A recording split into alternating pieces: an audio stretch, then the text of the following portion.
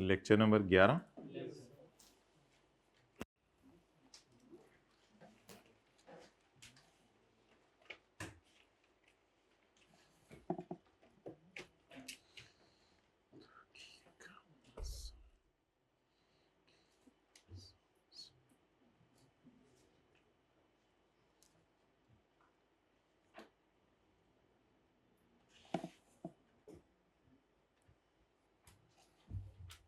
Come on, page number 622। Page number 622 पे तशरीफ ले आए।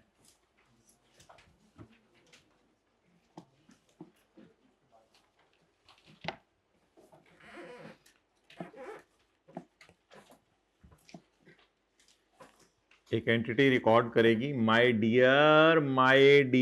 ये आप लोगों ने घर में नोट किया था कि ये रिकॉग्निशन क्राइटेरिया बायोलॉजिकल एसेट के लिए भी है और एग्रीकल्चर प्रोड्यूस के लिए भी है। और कितने लोगों को ये बात अभी पता चली है? ये क्राइटेरिया दोनों के लिए है, ठीक है। रिकॉग्निशन ऑफ बायोलॉजिकल एसेट भी और रिकॉग्निशन ऑफ, चाहे बायोलॉजिकल एसेट है चाहे उससे निकलने वाला दूध है, इन सारी चीजों को कब रिकॉर्ड करना है? जब इन पे हमारा क्या आ जाए और फ्यूचर में इकोनॉमिक बेनिफिट आना। और कॉस्ट या fair value can be measured library. अगर एग्रीकल्चरल एक्टिविटी में कंट्रोल एविडेंस होता है लीगल ओनरशिप से और कैटल की ब्रांडिंग से और otherwise marking of cattle on acquisition, birth और वीनिंग ये होता है कि वो बच्चा माँ का दूध पीता था, उसने फिर छोड़ दिया तो अब वो मेच्योर हो गया, यानी कि तो the future benefits are normally, तो वीनिंग से पहले वाले बच्चों को अलग रखा जाता है, बाद वाले बच्चों को अलग रखा जाता है, यहां से डिमार्केशन हो जाती है। अच्छा, अब माय डियर डिस्कशन होने लगी मेजरमेंट की। Measurement, initial and subsequent measurement of cows, initial and subsequent measurement of cows, but initial measurement of milk, there is no concept of subsequent measurement of milk, क्योंकि वो बाद में IS2 में चला जाता है। तो इधर क्या लिखा हुआ है बोले? इनिशियल एंड सब्सिक्वेंट मेजरमेंट, और इधर क्या लिखा हुआ है? At point of harvest. भैंस वगैरह जानवर आपने खरीदे तो biological asset shall be measured on initial recognition and at end of each balance sheet date at its fair value less. हाँ, जब कभी वो सींग वाली गाय आपको जो मैंने दिखाई थी, अगर फेयर वैल्यू पता नहीं चल रही तो उस पर किस पे रखना पड़ेगा? कॉस्ट पे। गेन लॉस इनिशियल रिकॉग्निशन के ऊपर जो आएगा वो जाया करेगा P&L में। कहां जाया करेगा? P&L में। और जो change in fair value less cost to sell पे ईयर एंड पे गेन लॉस आया करेगा, वो भी कहां जाया करेगा? P&L। वैसे इनिशियल रिकॉग्निशन के वक्त आपने अक्सर देखा होगा लॉस आता है, क्योंकि जैसे जानवर खरीदते हैं तो कॉस्ट टू सेल आती है ना, उससे जैसे लॉस आ जाता है। और गेन अक्सर आता है बेबी ऑन होने पे। Initial measurement of agricultural produce. अच्छा, एग्रीकल्चरल प्रोड्यूस में ऐसा कुछ नहीं है कि इसको कॉस्ट पे रखो। एग्रीकल्चरल प्रोड्यूस में आपको ऐसी कोई लाइन नहीं मिलेगी, except when the fair value can not be measured reliably. Agricultural produce में ऐसा कोई तस्वीर नहीं है, क्योंकि एग्रीकल्चर प्रोड्यूस की फेयर वैल्यू अवेलेबल होती ही है।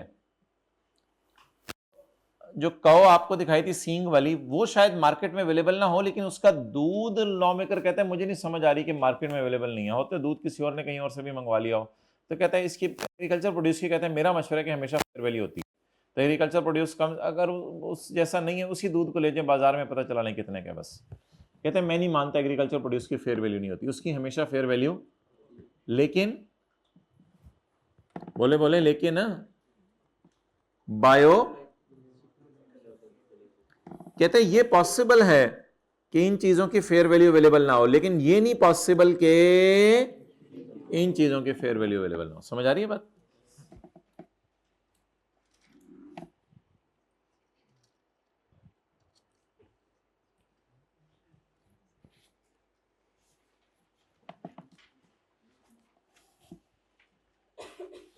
Agricultural produce harvested from entities biological assets. मिसालें देना शुरू करें।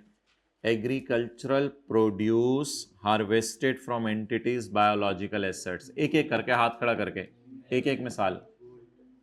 वूल निकाली शीप से, मिल्क काउ से, जी कौन बोल रहा?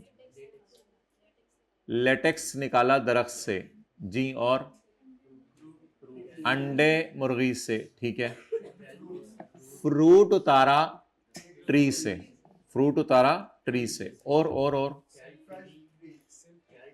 लीव्स उतारे उससे, वो जो झाड़ियां होती हैं, बुशेस होती हैं, बुशेस, टी बुशेस से लीफ उतारे, और कॉटन उतारा, ठीक है। जो लगा हुआ तो बायोलॉजिकल एसिड था, उतार लिया तो एग्रीकल्चरल प्रोड्यूस, वेल डन। और मैंगो उतारा मैंगो ट्री से, वो तो हो गया ना, फल उतार लिया, और लीव्स भी उतर गए टी बुशेस से। और मतलब ये कि ये लफ्ज पढ़ते ही आपके जहन में पूरा नक्शा आ जाना चाहिए। तो agricultural produce harvested from entities biological acid. अब ये जो सारी चीजें आपने बोली अल्हम्दुलिल्लाह सही बोली हैं। Shall be measured at its at point of, और ये कॉस्ट समझी जाएगी IS2 के लिए।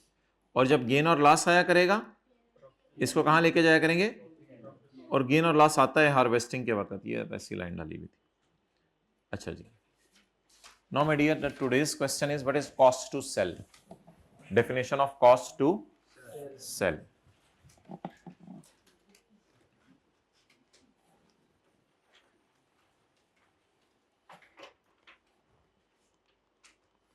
Cost to sell, commission. आप जानवर बेचने गए तो बेचने जाएंगे तो जिस एजेंट से बिकवाएंगे उसको कमीशन देना पड़ेगा।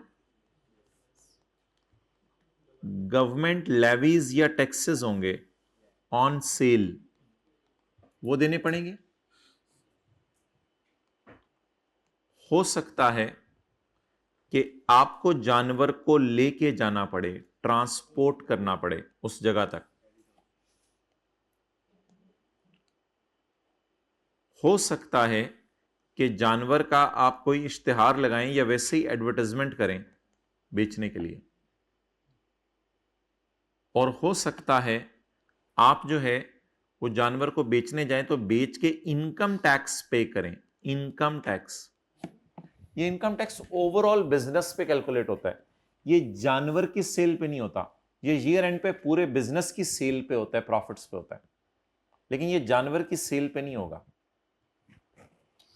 तो my dear, these are not cost to sell, only these two are cost to sell. Transportation, मेरी बात सुनिए, transportation can be a cost to sell. लोगों की राय थी कि ट्रांसपोर्टेशन को कॉस्ट टू सेल में डाल दो। जानवर बेचने के लिए कमीशन देना भी जरूरी है, जानवर बेचने के लिए गवर्नमेंट को लेवीज और टैक्सेस देना भी जरूरी है, अदर देन इनकम टैक्स। अगर और कोई टैक्सेस आपने दिए हैं, ये होते हैं सेल के मौके पे टैक्सेस। इनकम टैक्स तो सेल के मौके पे नहीं देते, जानवर बेचने पे सेल के मौके पे टैक्स नहीं देते। इनकम टैक्स से होते हैं साल के एंड पे, जब 30 जून हमारा ईयर एंड खत्म हो जाता है तो 30 सितंबर तक हमने पूरे साल का टैक्स जमा कराना होता है पाकिस्तान में। इनकम टैक्स और चीज है, गवर्नमेंट लेवीज और टैक्सेस ऑन सेल और चीज है। तो सब्र करो। तो कमीशन तो बिल्कुल कॉस्ट टू सेल है, गवर्नमेंट लेवीज भी कॉस्ट टू सेल है, बट ट्रांसपोर्टेशन के बारे में डिफरेंस ऑफ ओपिनियन था लोगों का।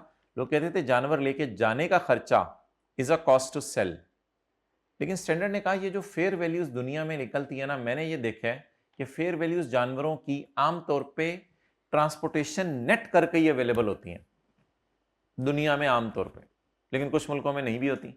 इसलिए स्टैंडर्ड ने कहा इन चक्रों में ना पड़ो, मैं बस ट्रांसपोर्टेशन, कई लोग दूर जाके जानवर बेचते हैं, कई करीब बेचते हैं, कई कुछ करते हैं, तो अजीब सी वो मैस मत जाने। उसने कहा ट्रांसपोर्टेशन को मैं कॉस्ट टू सेल में नहीं डाल रहा। अब ये अजीब सी बात है जिसको आपको एब्जॉर्व करना पड़ेगा बस। Transportation is not a cost to sell, though it is necessary for sell, but it is not a cost to sell. Cost to sell की डेफिनेशन बहुत जरूरी है ना। आपको पता है हमने फेयर वैल्यू में से जब कॉस्ट टू सेल माइनस किया करेंगे आज के बाद, तो सिर्फ ये वाली चीजें माइनस किया करेंगे, ये तीनों चीजें गिवन होंगी तो माइनस नहीं करेंगे। और अल्लाह का शुक्र है आज तक यही माइनस कर रहे हैं, 1 2 3 क्लासों में हमने की है, यही माइनस किए हैं। तो फेयर वैल्यू में से कॉस्ट टू सेल में आपने ये दो चीजें माइनस करनी है, ये नहीं।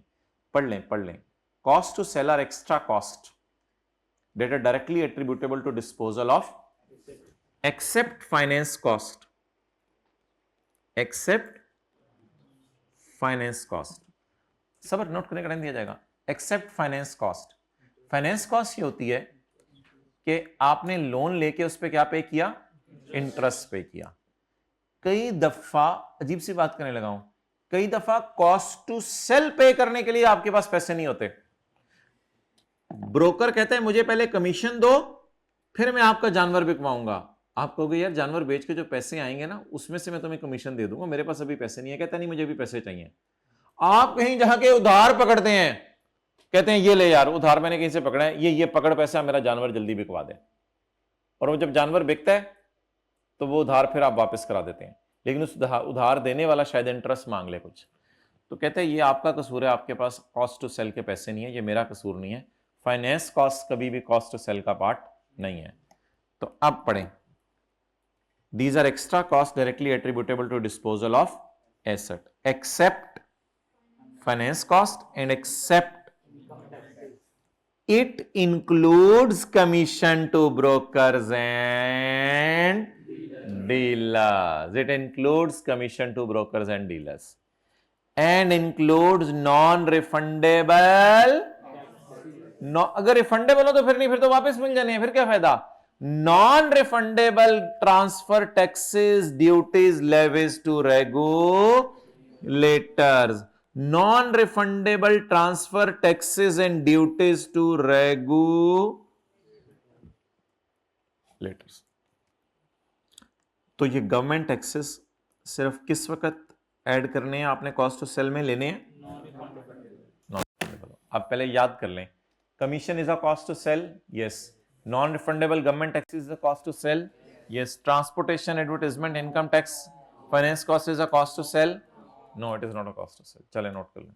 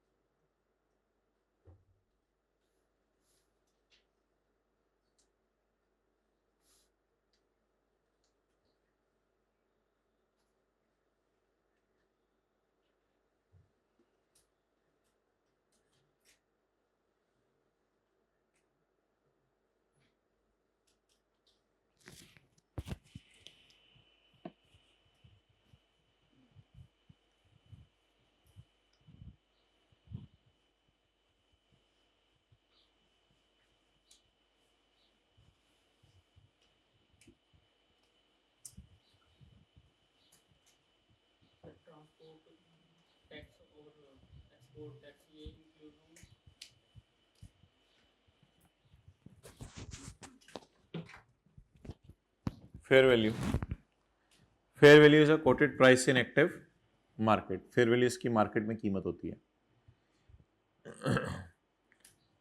तो ये डेफिनेशन हो गई फेयर वैल्यू की, और ये हो गई कॉस्ट टू सेल।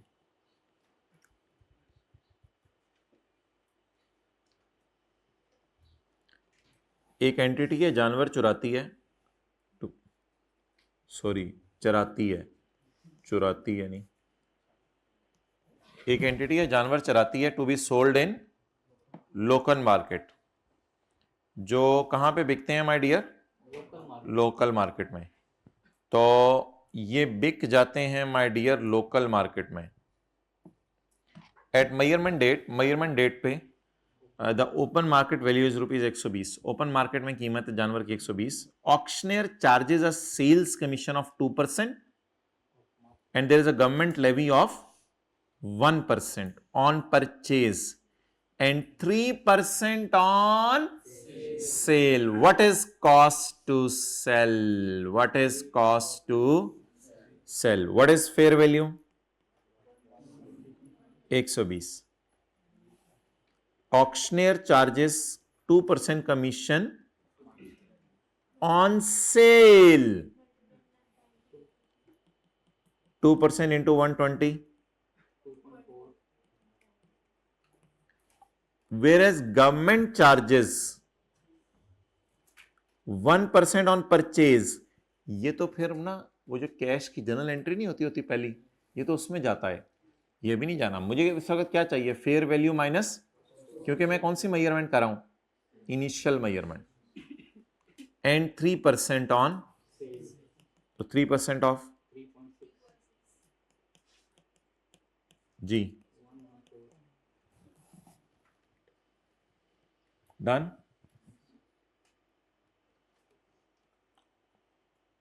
और अगर जनरल एंट्री करनी होती तो फिर देख लेंगे 1% का क्या करना है, अभी किसी और सवाल में मैं कराऊंगा इसको। अच्छा जी, कैलकुलेटर पे बता दें मुझे, बल्कि ज़बानी बता दें, कॉस्ट टू सेल, वो fair value minus cost to sell कितनी है एग्जांपल 2 में।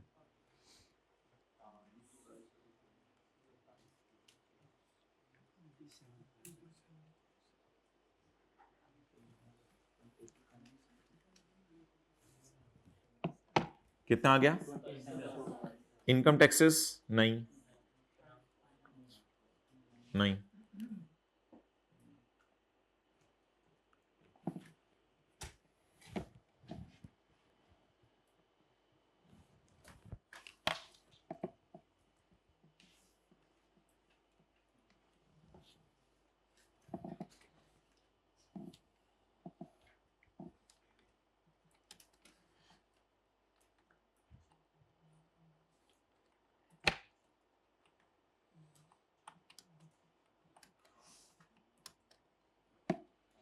IS2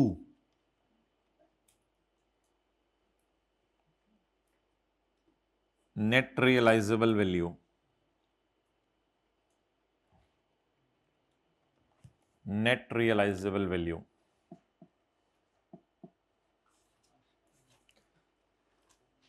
ये आपको खोलने की जरूरत नहीं, आपके पास तो नहीं है।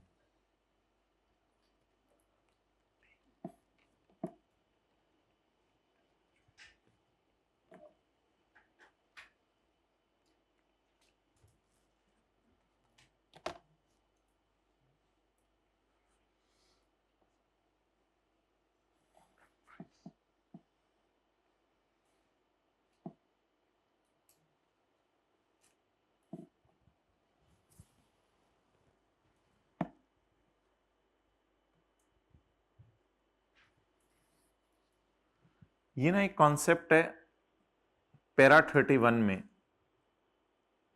पैरा 31 है IS2 का, इसमें एक कॉन्सेप्ट है कि NRV is not fair value minus cost to sell. NRV is estimated selling price minus cost to sell.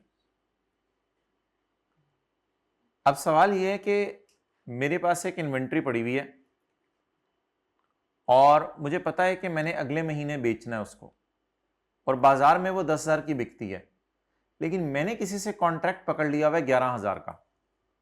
जैसे हमने अभी एक सवाल किया था चंद दिन पहले, जमाल को हमने इन्वेंट्री बेचने का कॉन्ट्रैक्ट पकड़ लिया हुआ था। IS2 यहां पे कहता है कि estimate of NRV also take into consideration the purpose for which inventory is held. For example, NRV of inventory held to satisfy a sale contract is based on contract price, not fair value। बस बात खत्म होगी। अब इधर वापस आ जाते, क्या पता चला?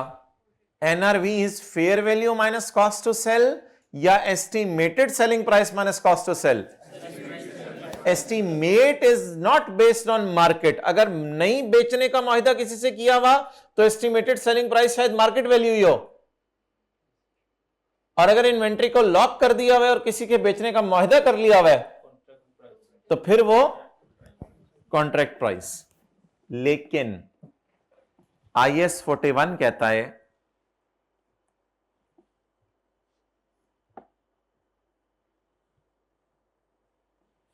ये जो मैंने बात हाईलाइट की है इसका मतलब बताएं, सिर्फ हाईलाइट वाली का। जब मैंने बायोलॉजिकल एसेट की fair value minus cost to sell निकालनी होती है, वो तो हर सवाल में निकालनी होती है, तो फेयर वैल्यू निकालते हुए क्या इग्नोर करूं? Future contract prices are not. बस पूरे पैरे में ये मेन बात है जो आपने हाईलाइट करनी है। Future contract prices are not relevant. पहले मिसाल सुन लें, मेरे पास कौ पड़ी हुई है 31 दिसंबर को, मैंने साथ वाले हमसाये को कह दिया ये कौ जो है आपको 80,000 की अगले साल बेच दूंगा, बाजार में ये 85,000 की है। बताएं मैं क्या फिगर यूज करूं, 80,000 या 85,000? I will ignore the future contract price. पहले पढ़ लें फिर हाईलाइट कर लें। चले, फ्यूचर कॉन्ट्रैक्ट प्राइसेस आर बोलें not relevant in measuring fair value because fair value reflects the current market condition in which market participants, means buyers and would enter into a, as a result the fair value is not adjusted because of existence of contract। अगर बात समझ नहीं आई तो फिर उर्दू में लिख लें कि जानवर बेचने का कॉन्ट्रैक्ट कर लिया हुआ है तो कॉन्ट्रैक्ट प्राइस नहीं, उसकी फेयर वैल्यू ही कैलकुलेशन में लेंगे। जानवर बेचने का कॉन्ट्रैक्ट कर लिया हुआ है तो कॉन्ट्रैक्ट प्राइस नहीं, उसकी फेयर वैल्यू ही कैलकुलेशन में लेंगे।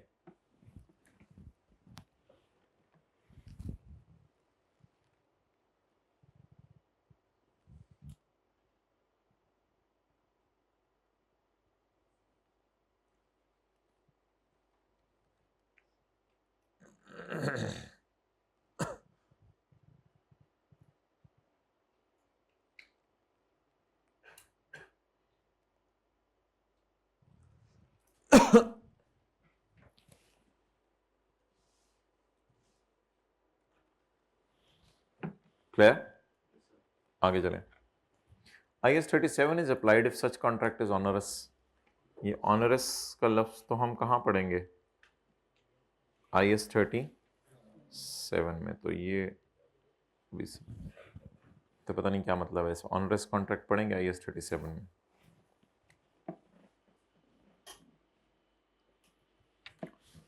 कॉस्ट फेयर वैल्यू के बराबर हो सकती है।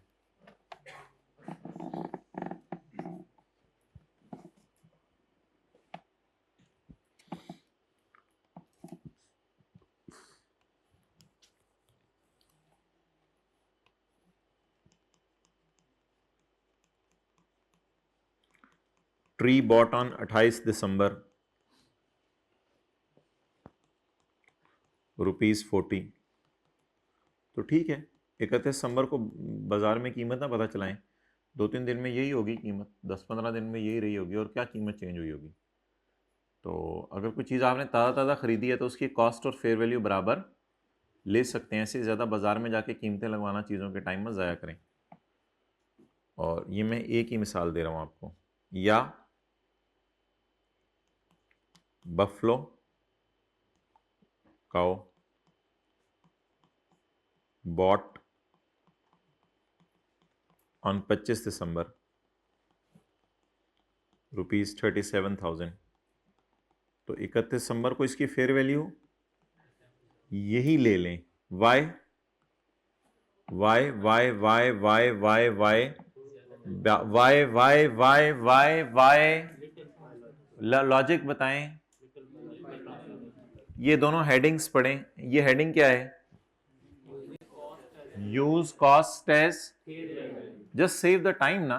ऐसे आपका टाइम इतना फारग तो नहीं होता कि फेयर वैल्यूज इन जानवरों की जाके लगाते हैं। Save the time, use cost as कब कब? जब लिटल बायोलॉजिकल, तो पॉइंट ए की एग्जांपल्स लिखें। लिटल बायोलॉजिकल ट्रांसफॉर्मेशन, इतने, इसमें कितने दिनों की ट्रांसफॉर्मेशन हुई है? 3 दिनों की। इसमें कितने दिनों की ट्रांसफॉर्मेशन हुई है? 6 दिनों की। तो 6 दिनों में क्या उसकी कीमत बढ़ जानी है? तो ये तो लॉजिकल सी बात थी, इसमें क्या बताने वाली बात थी?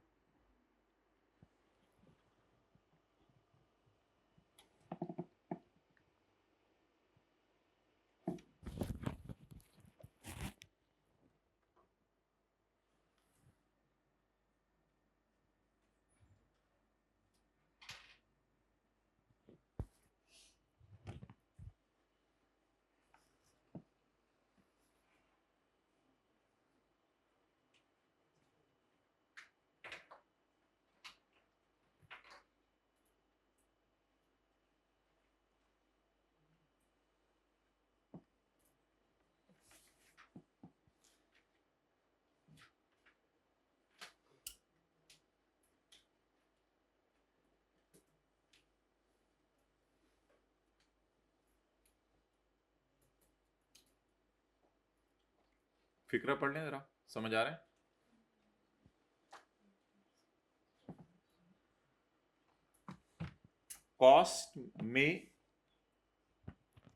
कॉस्ट में sometime approximate the fair value. मिसालें दे जरा।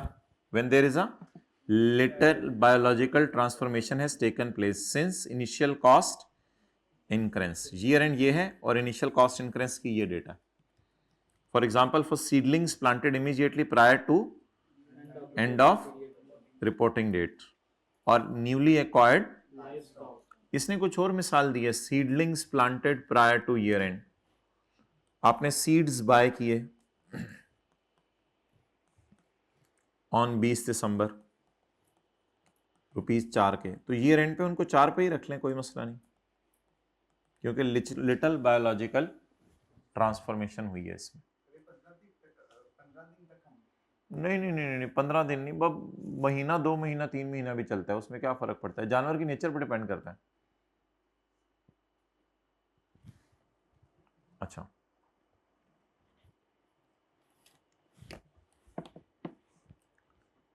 कई दफा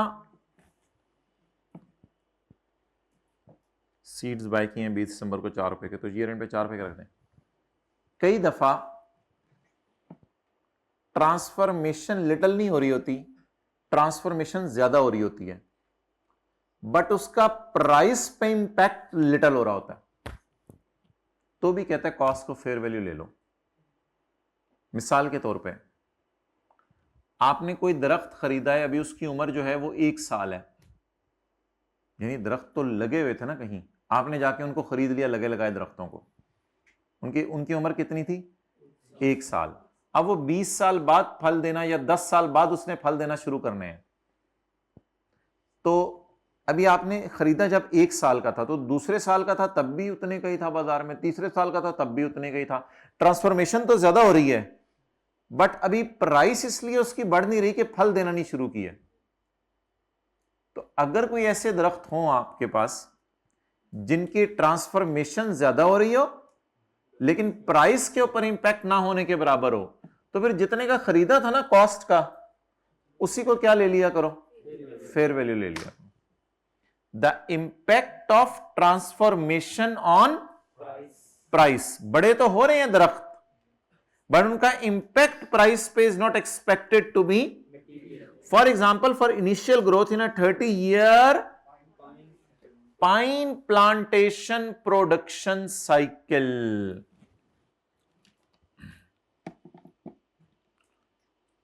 अच्छा जी, अब हम ऐसे ही लिखते हैं, pine plant gives produce normally in, अब हम लिख के आगे इसको सोच पे डाल दिए, ये तो नेट ही नहीं चल रहा है।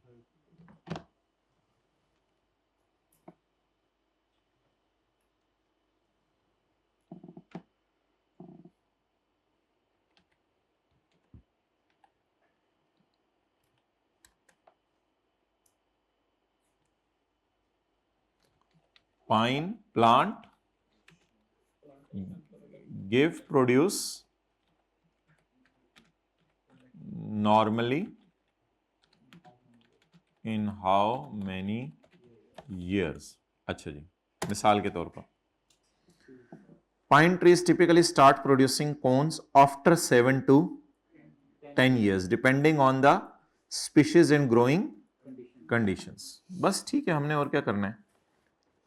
In natural forest it may make 20 years और मोर।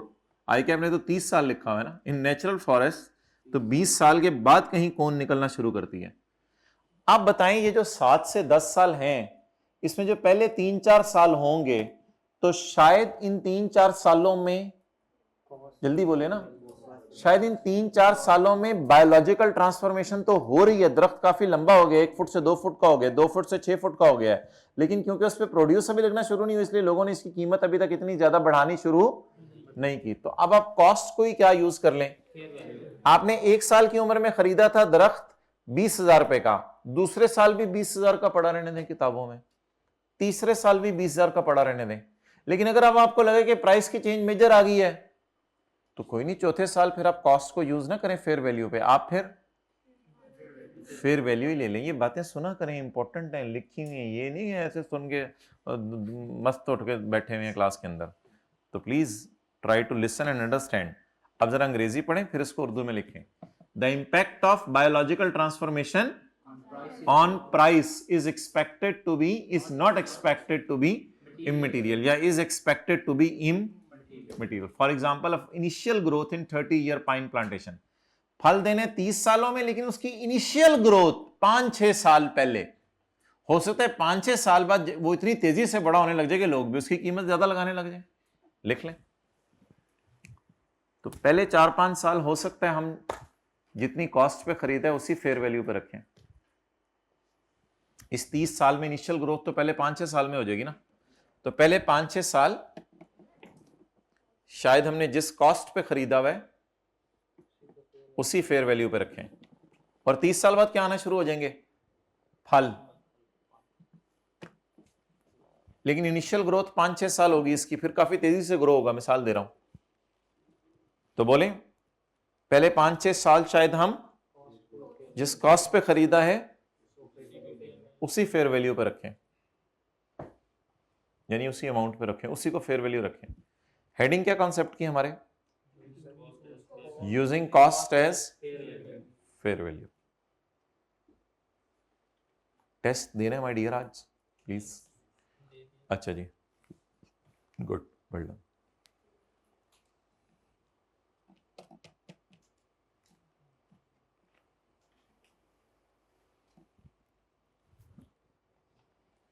जी,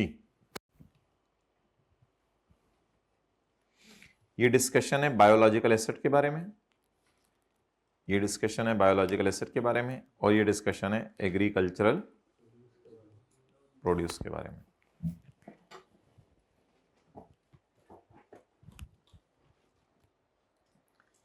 In all cases, an entity measure agricultural produce at point of harvest at its fair value less cost to sell। ये बात तो आपको पता है, ये तो कोई नई बात नहीं बताई, वो तो पहली क्लास हमने की थी ना जिस दिन वूल निकली थी, तो उसको fair value minus cost to sell पे रखा था। तो बता दें हमेशा क्या करना है my dear? In all cases entity will measure, बोलें, agricultural produce at its fair value less cost to sell। This standard reflects a view that fair value of agricultural produce at the point of harvest can ये भी मैंने आपको बताया है। कहता है standard की ये राय है कि फेयर वैल्यू एग्रीकल्चर प्रोड्यूस की हमेशा पता होती है। ये नहीं होता कि सेब बाजार में लेके जाओ उसकी फेयर वैल्यू पता ना चले, दूध बाजार में लेके जाओ उसकी फेयर वैल्यू पता ना चले, लेकिन वो जानवर जिससे निकला है या वो दरख्त जिससे निकला है, ये एक बहस हो सकती है। उसके लिए फिर इसने 2 पैराज लिख दिए लंबे चौड़े। हेडिंग पढ़ें जी कॉन्सेप्ट की।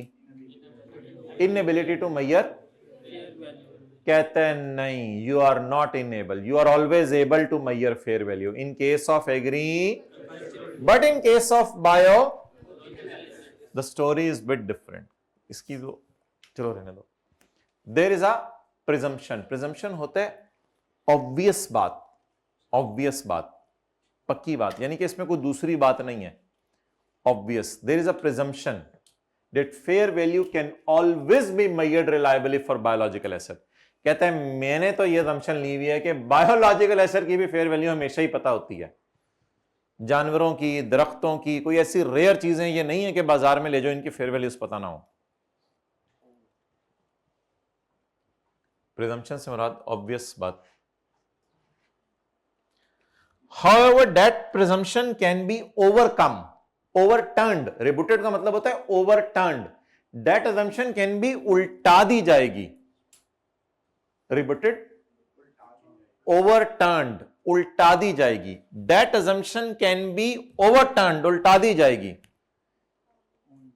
only on, जब आप उसको पहली दफा रिकॉर्ड करने लगे जानवर को, for which quoted market prices are, वो जो सींग वाली कौ आपको दिखाई थी, साथ वाले के सर पे हाथ रख के ऐसे करें सींग, तो वो जो सींग वाली कौ आपको दिखाई थी, कौ वाली सींग, सींग वाली कौ, कौ वाली सींग। However, that presumption can be overturned only on initial recognition for a biological for which quoted market prices are and for which alternative fair value measurements are determined to be clearly, अगर और कोई fair value निकालने के तरीके हैं वो भी बड़े अनरिलायबल हैं और निकल ही नहीं रही फेयर वैल्यू। अब क्या करें फिर इन सच अ केस? अब क्या करें? The biological asset shall be measured at its cost less any accumulated and any accumulated impairment loss। क्या चीज? इंपेयरमेंट लॉस आएगा, जानवर की बुक वैल्यू होगी, कॉस्ट माइनस बुक वैल्यू होगी, उसको रिकवरेबल अमाउंट से कंपेयर करेंगे। रिकवरेबल अमाउंट क्या होगा? Value in use. नहीं, क्यों नहीं? क्यों इंपेयरमेंट लॉस आएगा? क्या मसला है? बिल्कुल आएगा, कोई मसला नहीं। अच्छा, वी मे अप्लाई IS 16 और IS 36। जख्मी भी हो सकता है, सही कह रहे हैं आप। IS 2 तो उसने ऐसे लिख दिया ना कि जानवर बेचने के लिए रख देते हैं हम, तो फिर हम IS 2 लगा देंगे। अच्छा,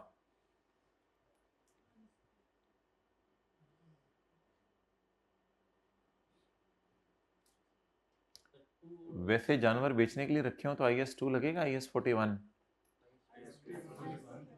IS 41, my dear, IS 41 because it is agricultural activity. खुदा के लिए जानवर बेचने के लिए रखे हो तो IS 41 लगेगा। जानवर अगर आप खरीदें ही बेचने के लिए तो IS 41 लगेगा। खुदा के लिए कोई ऐसा ब्लेंडर ना मार दीजिएगा। जो बेसिक क्लासों में हमने पढ़ा था, एग्रीकल्चरल एक्टिविटी की डेफिनेशन कहती है आपने सेल के लिए जानवर रखा हुआ है, तो सबसे पहला पॉइंट ही ये था।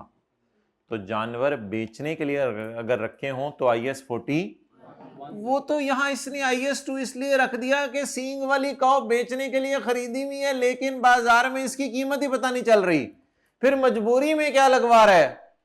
IS 2। लेकिन अगर वो सींग वाली गाय जो है वो आपने बेचने के लिए नहीं रखी हुई, वो सींग वाली गाय दूध देने के लिए रखी हुई है, तो फिर तो आप इस पे अभी भी IS 41 ना लगाएं, कोई मसला नहीं, क्योंकि इसकी फेयर वैल्यू पता नहीं चल रही। फिर इस पे IAS 16 लगा लें। जैसे मशीन यूनिट प्रोड्यूस करती है, गाय दूध प्रोड्यूस करेगी। कुछ समझ आई बात की? अच्छा, वैसे आपसे एक जनरल बात कर रहा हूं,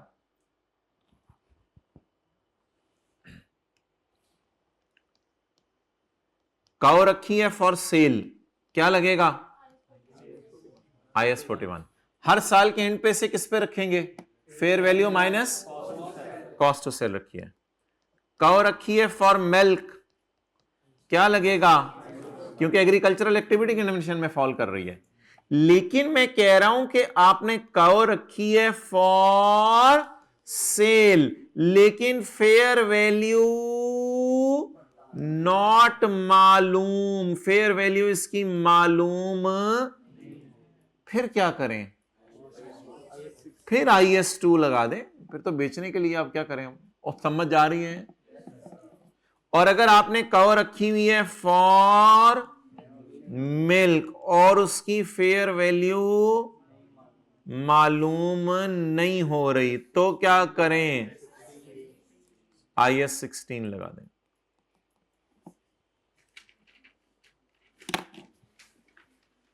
IS 16 में उसकी कॉस्ट होगी ना, उसकी लाइफ वगैरह लेंगे, रेजिडुअल वैल्यू लेंगे, बिल्कुल वो वॉच डॉग की तरह।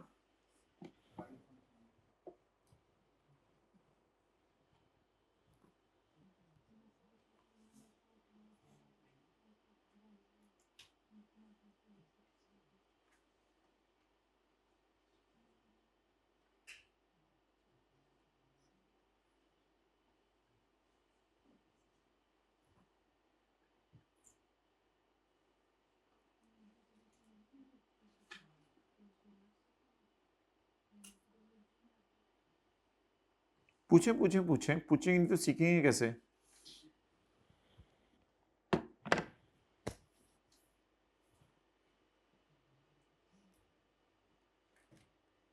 ठीक है जी। नहीं नहीं नहीं, जब काऊ से जो मिल्क आ रहा होगा, मिल्क के बारे में तो IS 41 ही लगेगा। मिल्क पे तो IS 41 लगेगा, मिल्क पे क्यों IS 2 लगाना है?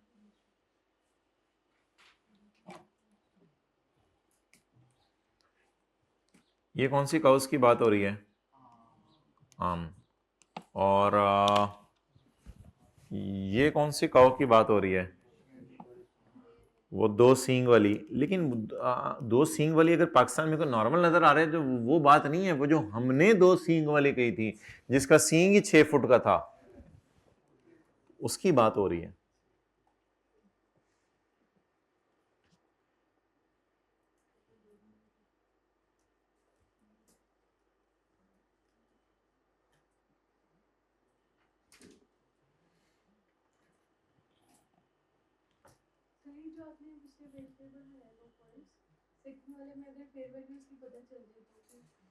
अगर उसकी फेयर वैल्यू तो पता चलेगी, तीसरे चौथे साल हो सकता है पाइन प्लांटेशन की फेयर वैल्यू पता चल जाए। अगर वो कॉस्ट से बहुत ज़्यादा फ़र्क है तो फिर यूज़ ना करें आप कॉस्ट, फिर फेयर वैल्यू पे ले आए। वो कहते हैं अगर इमटेरियल चेंज है तो फिर रहने दें, वरना तो कर लें। अच्छा my dear, once the fair value of such biological asset becomes reliably measurable, ये क्या चक्कर हुआ? अब 2-3 साल बाद हमें देखा देखी शहबाज शरीफ ने भी मंगवा ली है, जरदारी ने भी मंगवा ली वो चीजें, बिलावल ने भी मंगवा ली, शेख रशीद ने भी मंगवा ली, इमरान खान ने भी मंगवा ली, अल्ताफ हुसैन ने, सब ने देखा देखी हमारी वो चीजें मंगवानी शुरू कर दी। तो once the fair value such by become reliably measured, an entity shall now measure it at its fair value less cost। फिर इसको आप ले आए ES 41 में, डन। अच्छा,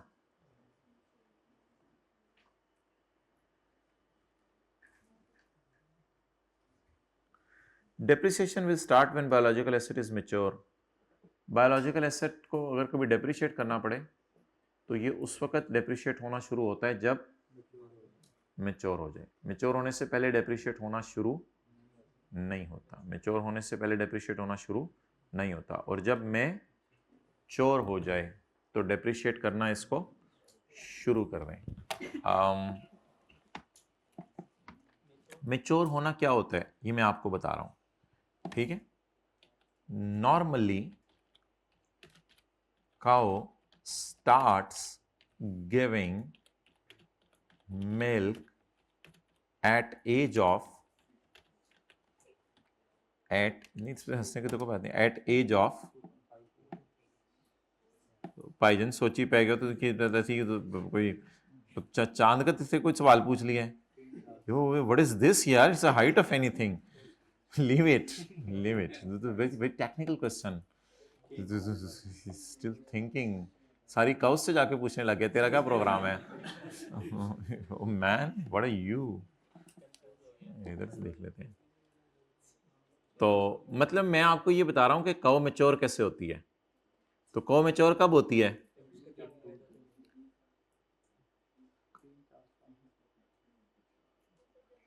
मैं मैच्योर तभी होती है ना जब वो कुछ देना शुरू कर दे, वरना उसका क्या करना है हमने। और शीप कब मैच्योर होगी? जब वूल देना शुरू कर दे। और काउ कब मैच्योर होगी? जब क्या देना शुरू कर दे? दूध देना। Cow start producing milk after they give birth to a calf, ठीक है, typically around 2 years of age. तो 2 साल के बाद कहते हैं माशाल्लाह बच्चे भी साथ आ जाते हैं और दूध देना भी शुरू कर देती है। बाकी आपको समझ है। अच्छा, तो depreciation will start when biological asset is mature. Depreciation तब स्टार्ट होती है जब बायोलॉजिकल एसेट मैच्योर हो जाए। तो फर्ज करें माय डियर, हमारे पास एक अजीब सी काव है और उसकी फेयर वैल्यू नॉट मालूम, उसकी फेयर वैल्यू हमें मालूम नहीं है, ठीक है माय डियर। ये हमने खरीदी है 60,000 रुपए की। खरीदी कितने? ऑन यकम मार्च 2010, ठीक है, यकम मार्च 2010 को खरीदी। So it's useful life is, मैं कहता हूं मिसाल के तौर पे economic life, useful life 20 years है, इतना अरसा ही हमने अपने साथ रखना है। It start giving milk from end of, या start giving milk at start of 3rd year, तो इसने तीसरे साल के स्टार्ट में मिल्क देना शुरू कर दिया। तो 2010 में जो बैलेंस शीट बनेगी 2010 में, 11 में और 12 में, तो कॉस्ट माइनस अकामुलेटेड डेप्रिसिएशन, तो इसको हम 60,000 पे रखेंगे, इसको 60,000 पे रखेंगे। और इस साल पहली दफ़ा हम क्या करेंगे, डेप्रिशिएट करेंगे 60,000 डिवाइड बाई 2018 कर लें, सही नहीं? पहले 2 साल तो ना करें ना डेप्रिशिएट, स्टार्ट डेप्रिशिएट करना, इसकी लाइफ 20 साल है, 20 में मैंने 2 साल पहले वाले डाले हैं। Remaining life mean mature life, वो तो 2 साल तो इमेच्योर थी। ऐसे क्यों देख रहे हैं? 20 साल उसकी उम्र थी ना, तो दूध देना कितने साल बाद शुरू किया? 2 साल बाद। तो आप कॉस्ट को कितने सालों पे डेप्रिशिएट करें? रिट्रोस्पेक्टिवली 20 सालों पे करें या बस 18 सालों पे कर दें? ऐसी ऐसी अनहोनी बात तो नहीं कर रहा आप लोग?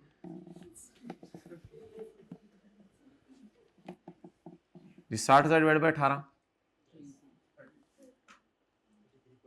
शर्मा रहे हैं? 3,333, तो 3.3। तो ये अगर किसी ने सवाल नोट करना है तो कर ले। ये मैं कहना चाह रहा था कि काऊ को कब से डेप्रिशिएट करना शुरू करना है? जब से वो मेच्योर हो। अब लाइफ को रिट्रोस्पेक्टिवली 20 साल लें या मेच्योर लाइफ 12 साल है? मेच्योर 18 साल है। मेच्योर लाइफ को ले लें। टोटल लाइफ कितनी है? 20 साल। इसमें 2 साल दूध के बगैर इससे गुजारा चलाएंगे हम, और 18 साल दूध की नहरें इंशाल्लाह।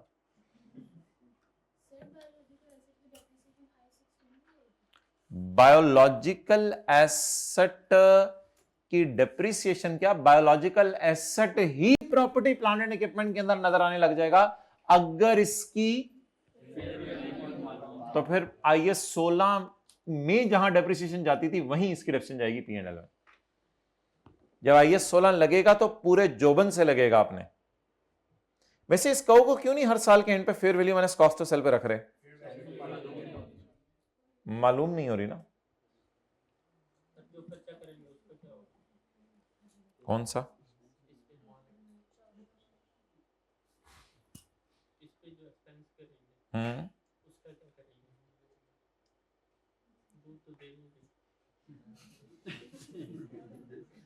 हाँ उसकी मैं डिस्कशन करूंगा कभी।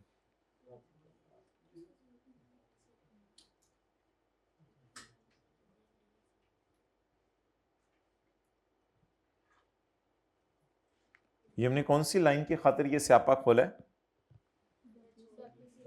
डेप्रिसिएशन जब स्टार्ट करेंगे जब चीज मेच्योर हो जाए। तो हमने जाके पहले जरा इंटरनेट से देख लिया कि काऊ मेच्योर कब होती है। मेच्योर तब होती है जब थोड़े से फेस पे जरा एक्सप्रेशन आने लगते हैं, संजीदगी आने लग जाती है, शुगल खत्म हो जाता है इसकी जिंदगी से, तब मेच्योर हो जाती है। बंदा मेच्योर हो गया माशाल्लाह। जब बच्चे पैदा होते हैं दूध देने लग जाती है। कहते हैं डीप डाउन बात यह है कि बच्चे पैदा होते हैं दूध अल्लाह की तरफ। अच्छा जी,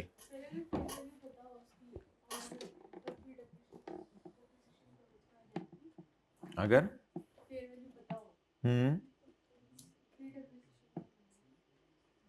फिर तो IAS 16 लगना ही नहीं। अगर फेयर वैल्यू पता हो फिर तो IAS 41 लगेगा। ये तो सवाल शुरू से पढ़े ना, अजीब का होती जी। Mid of year month production start हो तो 17.5 साल उसकी लाइफ ले लें। जो भी करना है एस्टिमेट्स ही होते हैं ये, और क्या होता है। बाकी कहो 21वें साल के मैंने अभी आपके पास ही रहना है 1 साल और, तो हम क्या करेंगे? उसको ये तो नहीं कह देंगे जा तू हम साई के पास। हम कहेंगे दूध दे बच्चे दे। तो अभी नोट करें।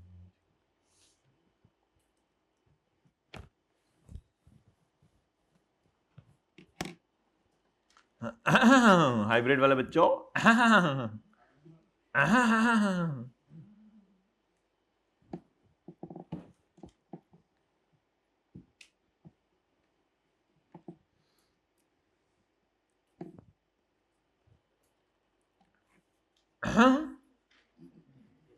कर दो सफे को।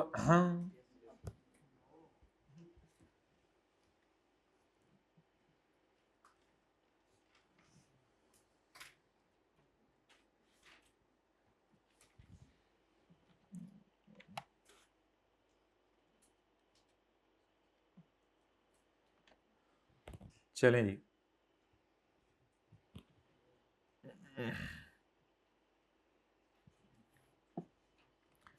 अच्छा जी, लास्ट पैरे का मतलब कोई बता दे, ये पैरा 31 का मतलब हाथ खड़ा करके।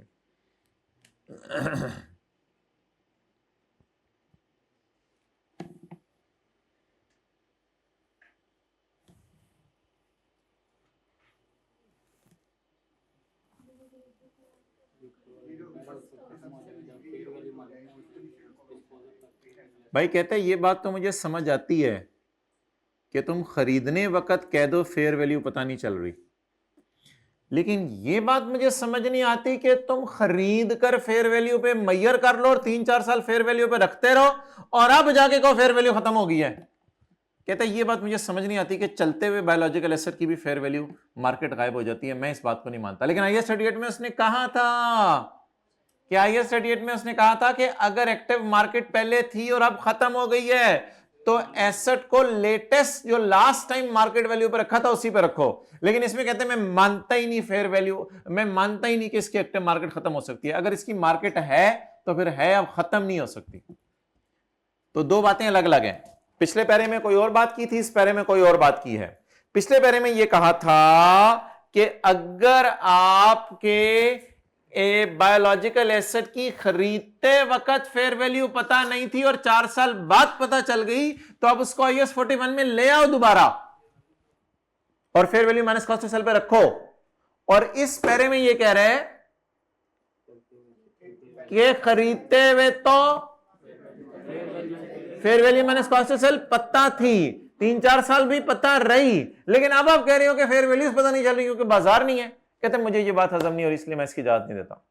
बस किसी ना किसी तरह इसको फेयर वैल्यू लगवाओ इसकी। The presumption in para 30 can be ओवरटर्न्ड only on, सिर्फ आप खरीदते हुए ये कह सकते हो कि फेयर वैल्यू नहीं पता, बाद में नहीं कह सकते फेयर वैल्यू नहीं पता।